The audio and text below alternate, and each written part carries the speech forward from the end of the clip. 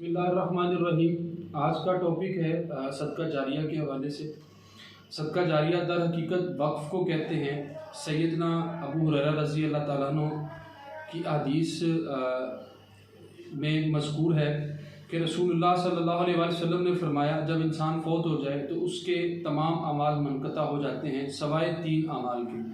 सदका जारिया या इल्म से जिससे फ़ायदा उठाया जा रहा हो, या नेक औलाद जो उसके लिए दुआ करे। मुस्लिम 1631 हदीस का नंबर है। इसके अलावा अल्लामा ख़तीब शरीनी कहते हैं कि उलमाए कराम के यहाँ हदीस में सदका जारिया से मुराद वक्फ़ करना, जैसे कि राफ़ी ने भी यही बयान किया है।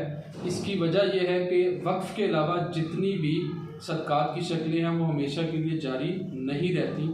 सदका जारिया का ये सवाब इंसान की मौत के बाद जारी व सारी रहता है।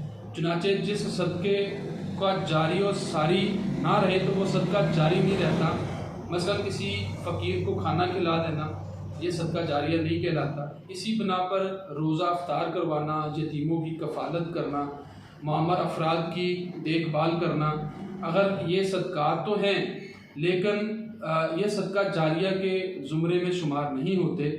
इसी तरह अगर हम कोई बिल्डिंग तामीर करते हैं जिसमें माजूर अफराद की देखभाल की जाती है, या हम कोई मस्जिद बनवा देते हैं जिसमें बच्चे या जो हमारे मुसलमान अदा करते हैं, या हम एक मदरसा बनवा देते हैं जिसमें तालिब इल्म जो है वो इल्म हासिल करते हैं, कुरान की तालीम हासिल करते हैं, या इसी तरह कुछ किताबें जो एक फ़ायदामंद हैं इल्म की सूरत में, वो बच्चों को हम मुफ्त में डिस्ट्रीब्यूट करवा सकते हैं। इसी तरह केसेट्स हैं, रिकॉर्ड्स करके हम कुछ चीज़ें, कुछ लेक्चर्स कुरान मजीद के या दीनी अलूम्स के, वो हम मुफ्त में फ़राहम करें ताकि उससे जो है वो लोगों को फ़ायदा हो। ये जो अवामल हैं ये ऐसे अमल हैं जिनका एक